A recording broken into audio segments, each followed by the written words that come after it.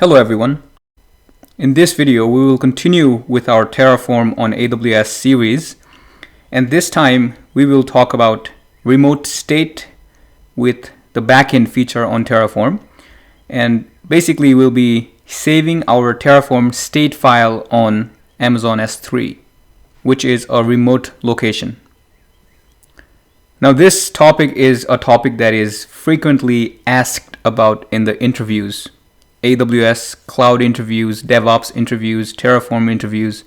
So you probably want to stick with me, and not only you can see, you can also do this on your own, because we have broken down the steps into a step-by-step process, and then you can be ready to use this in real life and also answer any questions in the interview.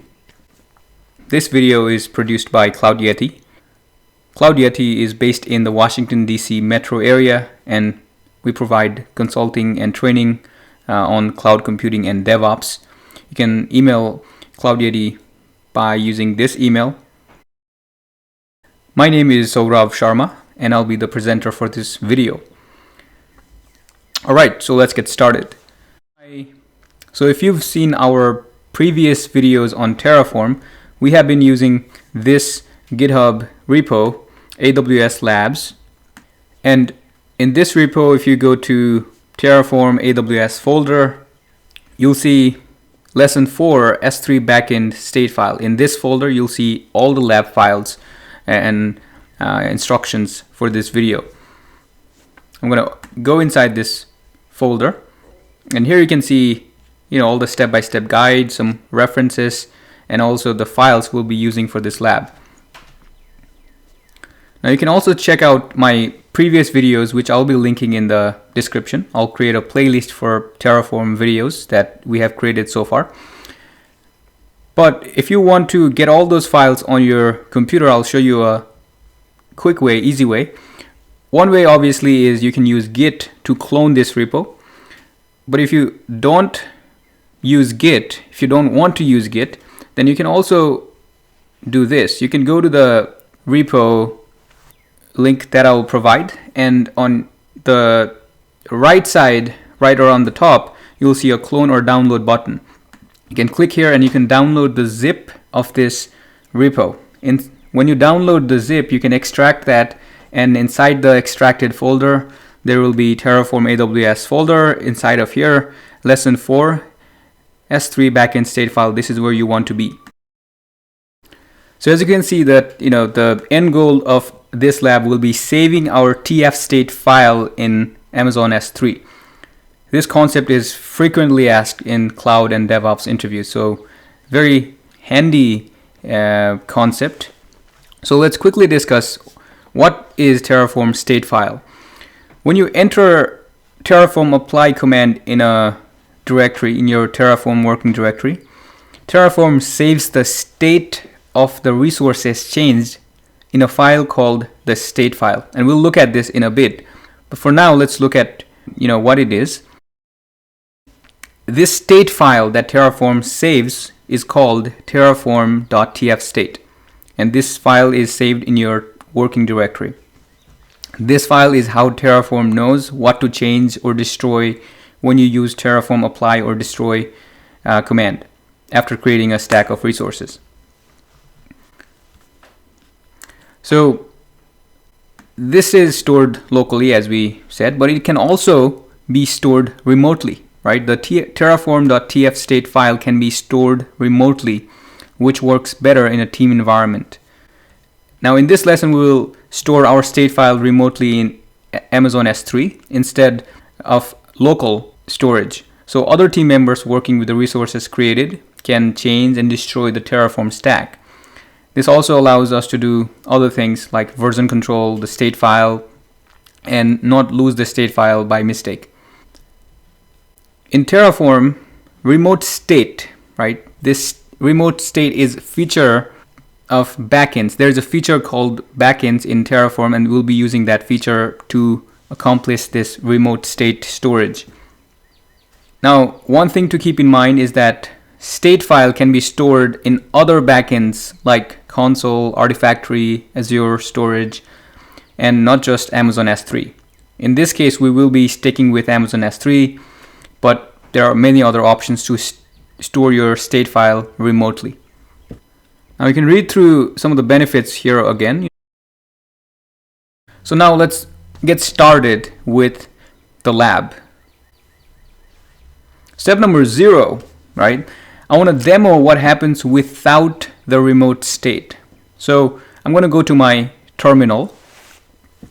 And if you've watched my previous videos, you should have Terraform installed and you should have a little bit of idea on how things work. So I recommend, if you haven't watched my previous videos, to go and watch the previous videos and come back to this so that everything makes a lot more sense. So let's get started with step 0. So I'm here in my terminal, right? If I list the files that I have in this folder, I currently have the backend.tf and ec2.tf. Now for this demo, right, before we actually set up the remote state, I will remove this backend file. So all I have at this point is just the ec2.tf file. And if I look inside the ec2.tf file, basically what I have is ec2 resource block and also the provider block. Now before we start deploying, you want to uncomment these lines by removing the hash and enter your AWS keys in here. There are also other ways to set up the AWS access keys, and we'll be talking about them in the future videos. But for now, this is the easiest way to set up your AWS credentials with Terraform. So what happens if I do Terraform init first, initialize the folder. So my folder is initialized for Terraform, and I will say Terraform apply to apply the changes. So I'm expecting an EC2 instance to be created, and as you can see, Terraform will perform the following actions. It will create an EC2 instance, AWS instance. So do you want to perform these actions? I'm going to say yes, enter, and this will start provisioning an EC2 instance on my AWS account. Let me go to my AWS management console and check what's happening with the EC2 instance. So I can see here that EC2 instance is getting initialized, right? So Terraform is actually provisioning this EC2 instance. Let me go back to my terminal, and it says apply complete resource 1 added, 0 changed, 0 destroyed, as you can see right here. Now if I list all the files in this folder, now you can see there is a new file that's here now, terraform.tf state, and I did not create this file. Terraform creates this file so that if I open this file, you can see that all the configuration of this EC2 instance, is saved in this file. And this is how Terraform knows what to destroy when I say Terraform destroy, or what to update when I make some changes in the template and apply again, right? So this is a very important feature of Terraform. You have to understand that the TF state file is the file that has all the information about the resource created and the resource to be destroyed. And the goal for our this lab, is to store this state file in a remote location like Amazon S3. This is the context of this lab. So let me quickly destroy this Terraform stack. And the command to do that is Terraform destroy. Now Terraform looks at the state file. It knows that it has to remove the AWS instance, and I'm going to type yes when it asks me, do you really want to destroy? And the destruction process begins. And in a few seconds or about a minute, the EC2 instance will be destroyed. So when I come to my AWS management console and to the EC2 section, I can see that the instance is shutting down and getting terminated by Terraform. Now it's terminated. If I go back to the terminal, I can see that the destroy is complete, 1 resource destroy. So this is all possible because of the state file, right? Because the state file tracks everything that is created, and that that needs to be updated. What if by mistake I remove the state file?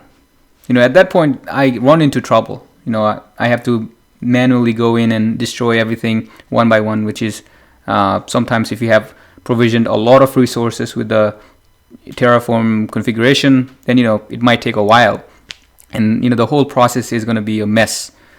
So if I view the Terraform state now with this command, right, the state file is pretty much empty now, because there's nothing to keep track of, right? Before, we had the state file full of information like EC2 instance ID, but now it's empty, and that makes sense because we have destroyed everything. So what I'm going to do is I'm going to remove the Terraform tstate file. I'm also going to remove the terraform.tfstate.backup file, which is also created by Terraform. Now we did the demo.